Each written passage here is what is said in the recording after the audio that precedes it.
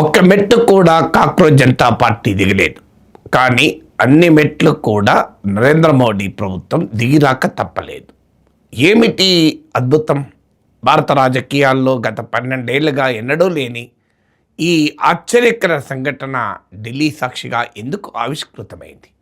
Strong man, ఎవరి ఒత్తిడికి తలవంచడు, ఎవరినైనా ఎదిరిస్తాడు, ఏదైనా సాధించగలుగుతాడు అనుకున్న నరేంద్ర మోడీ చివరకు యువతరం నిరసనలకు దిగిరాక తప్పలేదు.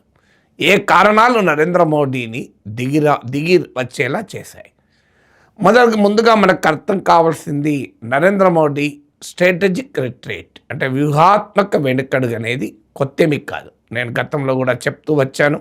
ఈవెన్ చాలా స్పష్టంగా మీరు చూడండి, ధర్మేంద్ర ప్రధాన్ను తొలగించినా ఆశ్చర్యపడాల్సిన అవసరము లేదని ఘంటాపథంగా చెప్పాను, బల్లగుద్ది చెప్పాను. ఎందుకంటే నరేంద్ర మోడీ గతంలో అనుసరించిన విధానాలు ఉదాహరణలతో సహా చెప్పాను.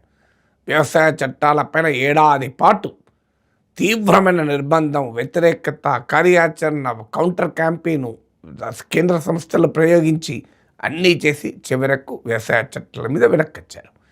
ఇలా అనేక అంశాలపైన తన రాజకీయ ప్రతిష్టకు ప్రమాదం ఏర్పడుతుంది అనుకున్నప్పుడు నరేంద్ర మోడీ స్ట్రాటజిక్ రిట్రీట్ దాన్ని దిగి వచ్చారనండి, ఏమన్నానండి, వ్యూహాత్మక వెనుకడుగు వేస్తూనే ఉంటారు. సరిగ్గా ఇప్పుడు కూడా వ్యూహాత్మక వెనుకడుగు వేశారు. కానీ ఒక తేడా ఉంది. గతంలో హర్షవర్ధన్ ఆ తర్వాత తప్పించిన, రవిశంకర్ ప్రసాద్ను తప్పించిన, మీకు ప్రజ్ఞాసింగ్ ఠాకూర్ను పట్టించుకోకపోయినా, మీకు అజయ్ మిశ్రా తేని అడ్రస్ లేకుండా పోయినా, వీళ్ళందరి విషయాల్లో ప్రధానమంత్రి తన ప్రత్యర్థులు తనపై పోరాడుతున్న, తనను డిమాండ్ చేస్తున్న వారి క్యాలెండర్కు పాటించలేదు. తన క్యాలెండర్ ప్రకారం, తన చాయిస్ ప్రకారం, తన టైమింగ్ ప్రకారం వారిని పక్కకు పెట్టాడు. కానీ మొదటిసారి రాజకీయ చరిత్రలో, బహుశా మోడీ రాజకీయ చరిత్రలో ఫస్ట్ టైం ప్రత్యర్థులు నిర్దేశించినటువంటి క్యాలెండర్కు, టైం టేబుల్కు, ఎజెండాకు మోడీ దిగిరాక తప్పలేదు. ఎందుకు? దీనికి అనేక కారణాలు ఉన్నాయి. మీకు 2024కు ముందు స్ట్రాటజిక్ రిట్రీట్కు, 2024 తర్వాత ఇది ఫస్ట్ స్ట్రాటజిక్. ఈ స్ట్రాటజిక్ రిట్రీట్కు ఒక తేడా ఉంది. మీకు ముఖ్యంగా వ్యవసాయ చట్టాలతో పోల్చగలిగింది. ఎందుకంటే సిటిజన్షిప్ అమెండ్మెంట్ యాక్ట్ పైన స్ట్రాటజిక్ రిట్రీట్కి అవసరమే లేదు. ఎందుకంటే అది మైనారిటీల అంశంగా ప్రజెంట్ చేశారు కనుక దానివల్ల లాభపడ్డారు. ఇక మీకు లాటరల్ ఎంట్రీ, యూజీసీ గైడ్లైన్స్ ఇవన్నీ కంపారిటివ్లీ బ్లోఅప్ కాకముందే మోడీ ప్రభుత్వం జాగ్రత్త పడింది. మిత్రపక్షాల డిమాండ్లను అంగీకరించింది, లాటరల్ ఎంట్రీ పక్కకు పెట్టింది.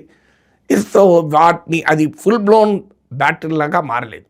ఫుల్ బ్లోన్ బ్యాటిల్గా ఈ 12 ఏళ్ళలో మారినాయి మూడు. ఒకటి వ్యవసాయ చట్టాలు, 2 citizenship amendment act, 3 neat paper leak. ఇందులో సిటిజన్షిప్ అమెండ్మెంట్ యాక్ట్ను బీజేపీ స్ట్రాటజిక్గా ఉపయోగించుకొని లాభపడింది. వ్యవసాయ చట్టాల మీద వెనక్కొచ్చారు. కానీ ఇప్పుడు ఆ వెనక్కి రావడం కూడా ఏడాది తర్వాత వచ్చారు. ఇప్పుడు వెంటనే ఎందుకు వచ్చారంటే బహుశా అనుభవమే ఉండి ఉండాలి. వ్యవసాయ చట్టాలను నుంచి గండం తప్పించుకున్నా మీకు భారీగా సీట్లు తగ్గాయి కదా, ఆ అనుభవం ఉంది కదా. మీకు 2024కు ముందు మోడీజీ అనుకున్నది తనను ఎవరు ఓడించలేరు, తాను అజేయుడు, తాను అసాధ్యుడు అని మోడీ అనుకున్నారు, బీజేపీ అనుకుంది. కానీ 2024 స్పష్టం చేసింది మోడీని కూడా ఓడించవచ్చు అని. ఎక్కడి దాకా వెళ్ళింది? జనతాదళ్, టీడీపీలు కనుక మద్దతు ఇవ్వకపోతే అసలు మోడీ 3వసారి ప్రధానమంత్రి అయ్యేవారు కాదు. ఇండియా కూటమి కనుక నితీష్ కుమార్ని నిలుపుకొని ఉంటుంటే, చంద్రబాబు నాయుడు ఆకర్షించగలిగి ఉంటే అసలు మోడీ ప్రైమ్ మినిస్టర్ అయ్యేవారే కాదు. సో 303 సీట్ల నుంచి 240కి పడిపోయాయి. సో ఈ దెబ్బ మోడీకి గుర్తుంది.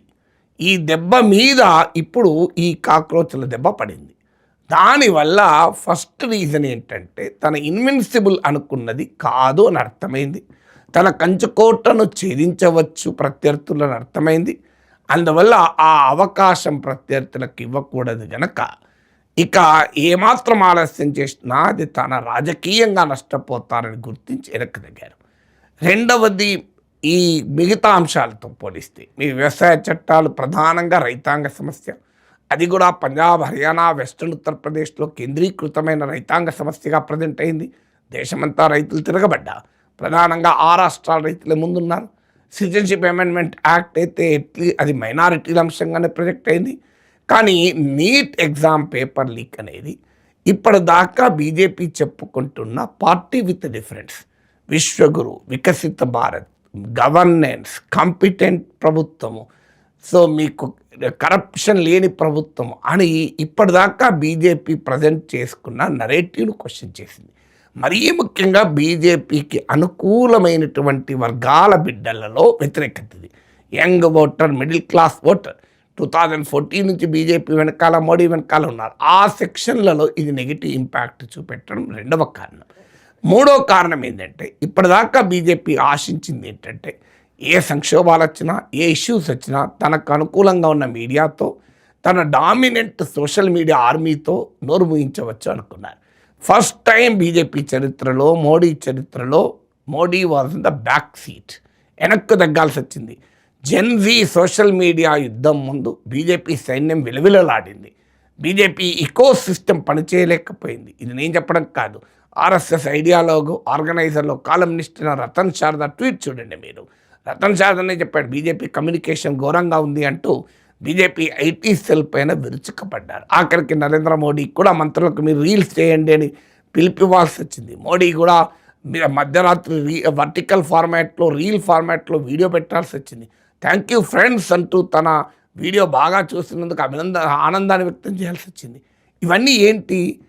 సో ఈ సోషల్ మీడియా లాంగ్వేజ్ అంటే ఇప్పటిదాకా మోడీ గ్లామర్కు, మోడీ ఫినామినన్కు, మోడీ మ్యాజిక్కు ఒక ఆధారంగా ఉన్నటువంటి సోషల్ మీడియాను చేసింది, మీకు దాన్ని పెనట్రేట్ చేయగలిగింది ఈ జెన్జీ ప్రొటెస్ట్.